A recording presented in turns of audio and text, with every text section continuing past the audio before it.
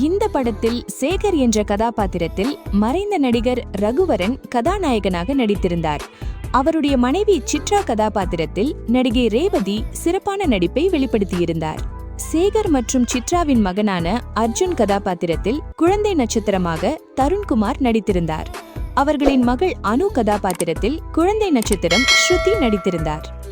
இந்த திரைப்படத்தின் மைய கதாபாத்திரமான அஞ்சலியாக குழந்தை நட்சத்திரம் ஷாமலி தனது அபாரமான நடிப்பால் அனைவரின் பாராட்டையும் பெற்றார்.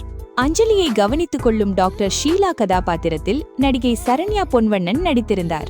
மேலும் டென்னிஸ் ஜோசப் என்ற கதாபாத்திரத்தில் சிறப்பு தோற்றத்தில் நடிகர் பிரபு இடம்பெற்றிருந்தார்.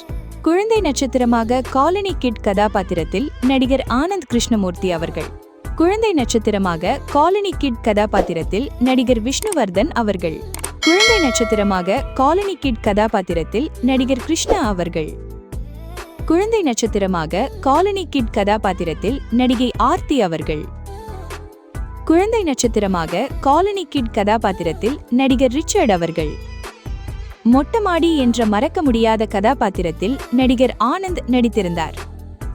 அவருடைய காதலியான காயத்ரி கதாபாத்திரத்தில் நடிகை சாந்தி பிரியா தோன்றியிருந்தார். உமாபதி கதாபாத்திரத்தில் மறைந்த நடிகர் வி.கே. ராமசாமி நடித்திருந்தார். நாராயணசாமி கதாபாத்திரத்தில் பூர்ணம் விஸ்வநாதன் நடித்திருந்தார். காலனியின் வாட்ச்மேனாக நகைச்சுவை நடிகர் ஜனகராஜ் நடித்திருந்தார். கான்ஸ்டபிள் கதாபாத்திரத்தில் நகைச்சுவை நடிகர் சார்லி தனது இயல்பான நடிப்பால் ரசிகர்களை கவர்ந்திருந்தார். பல திறமையான நடிகர்கள் மற்றும் குழந்தை நட்சத்திரங்கள் இணைந்து நடித்த இந்த அஞ்சலி தமிழ் சினிமாவின் சிறந்த குடும்ப திரைப்படங்களில் ஒன்றாக இன்றும் கொண்டாடப்பட்டு வருகிறது. இந்த வீடியோ பிடிச்சிருந்தா லைக் பண்ணுங்க, கமெண்ட் பண்ணுங்க, மறக்காம நம்ம மூவி பேசலாம் சேனலை சப்ஸ்கிரைப் பண்ணுங்க.